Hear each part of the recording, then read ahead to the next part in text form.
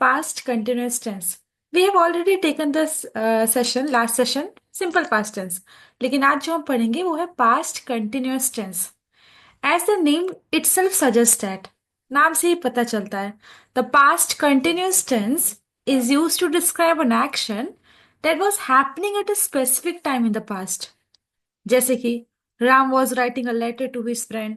ठीक है, तो पता चल रहा है कि कहीं ना कहीं पता चल रहा है कोई भी एक्शन है वो हैपनिंग था, at a time of happening, मतलब हो रहा होता है at a specific time in the past. So we will study now in detail. Okay, as you know what is main verb. ठीक है, आपको मेन वर्ब तो पता है, लेकिन along with the main verb अगर रहा था, रही थे या रहे थे का प्रयोग होता है। नो नीड टू वरी, अगर अभी भी समझ में नहीं आता है we will study in detail. जैसे सपोज मैं अगर आपसे कहती हूँ कि सीता नाच रही थी या राम नाच रहा था, ठीक है, तो यहाँ पर क्या है, आपको ये समझना पड़ेगा सीता यहाँ पर क्या है, व्हाट इज सीता है, सब subject. Subject. Subject, Sita is a subject. In the same way I was visiting, मैं घूम रहा था। So you need to understand that कि कहीं भी अगर सेंटेंस में आप ऐसा बोलते हैं रहा था, रही थे या रहे थे, लेकिन यहाँ पर वॉज और वर्ब के साथ यूज होगा पास्ट कंटिन्यूअस टेंस में। I will explain you. First of all we will study with the offer. Okay, positive तो ठीक है, what is the structure for positive, Sakshi? Subject plus was and were plus not plus verb V1 and ing plus object. Okay, this is the structure of negative sentence. ठीक है, अगर positive की बात करें तो नॉट नहीं आएगा। ओके, तो subject was verb plus not, verb के फॉर्म में आईएनजी प्लस ऑब्जेक्ट। नाउ अगर मैं कह रही थी राम घर जा रहा था, लेकिन now here if I am changing the sentence, Ram घर नहीं जा रहा था, तो यहाँ पर सिंपल सा है Ram was not going home. मैं खेल नहीं रही थी, आई वॉज नॉट प्लेइंग। हम हंस नहीं रहे थे, we were not laughing, only not is added here. यहाँ पर उतना कुछ वो नहीं है। ठीक है, रीड आउट निशा जी, साक्षी जी। वह अपनी परीक्षा के लिए पढ़ नहीं रही थी। She was not studying for her exam. वे एक फिल्म नहीं देख रहे थे। They were not watching a movie.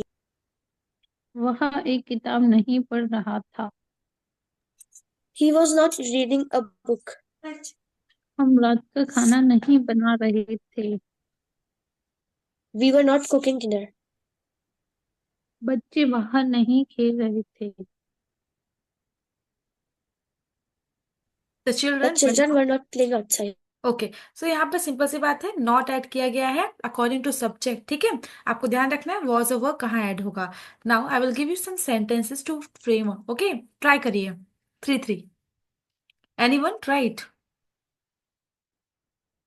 Nisha ji, try it, first 3। मैं टीवी नहीं देख रहा था। I I were not watching the TV. Okay, repeat the sentence. I were not watching the TV. Is it correct? I के साथ क्या लगना चाहिए? Was. मैम आई को तो हम बहुवचन में लेकर चलते हैं तो। I okay, I was. Was watching the TV. Okay, I was as I told you नहीं है तो नॉट तो ऐड होगा ही। I was not watching TV. Good, next one right. But ma'am ये बताओ मुझे कि हम ऑलवेज पढ़ते आ रहे हैं आई वी ऑलवेज हमें बहुवचन में लेके चलते हैं, तो यहाँ आई के साथ वॉच क्यों आया है? Do you know anyone? You and we लेके चलते हैं, आई नहीं लेके चल। आपने कहाँ पढ़ लिया? ओके। और अब इसको घर भेज। Okay, read out next one. Nisha ji, try it next one. हाँ, वह पियानो नहीं बजा रही है। She were she was not okay, she was not क्या नहीं बजा रही है? बजाना, piano. Playing. Okay, she was playing not piano, playing, playing she the was piano. Not playing the piano. Very good, piano. Next one you can try it. वे दोपहर का भोजन नहीं खा रहे थे। They were not eating the afternoon food. Lunch. दोपहर का lunch. भोजन है तो लंच भी कह सकते हैं, ठीक है। They were not eating lunch. Sakshi ji, right. वह पुस्तकालय में पढ़ नहीं रहा था.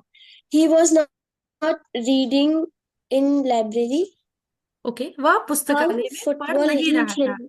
स्टडिंग भी कर सकते हैं, रीडिंग भी कर सकते हैं। Okay okay okay ma'am.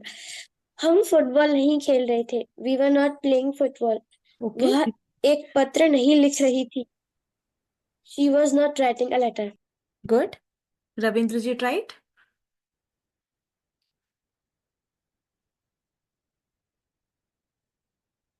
वे पार्टी में नाच नहीं रहे थे। They were not dancing in the party. वह शांति से सो नहीं रहा था। He was not sleeping peacefully are you sure? और comfortably. Okay, as you told me कि they were not dancing at the party, वे पार्टी में नाच नहीं रहे थे।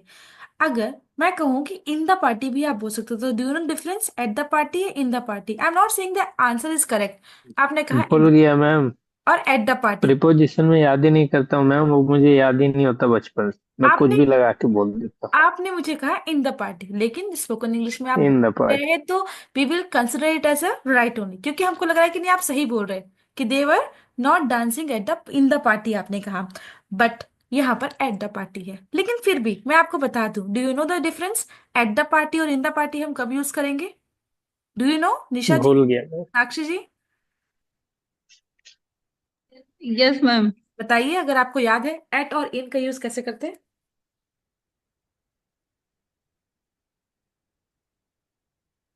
एट मीन जब हम हमें पता नहीं हो हम प्रॉपर कौन सी जगह पर हैं, और इन मीन जहाँ हमें कंफर्म होते हैं उस जगह पर हैं. May be ma'am. Absolutely, you're right.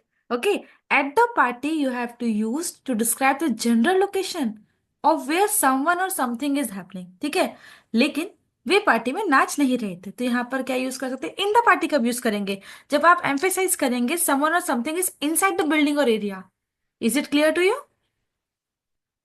तो यहाँ पर कुछ लिखा नहीं है, तो यस. आप द पार्टी का यूज कर सकते हैं। Okay, next one, Ravindra ji. वह शांति से। तो नहीं रहा था। Okay, he was, right. He was not sleeping comfortably और peacefully. Very good, you can use both the words peacefully और कंफर्टेबली, ठीक है। So these are the answers for you. As I told you, at the party you can use, ठीक है, जब कभी हमको पता है कि उसी बिल्डिंग उसी घर के अंदर पार्टी चल रही है तो इन करके यूज कर सकते हैं। Is it clear to you?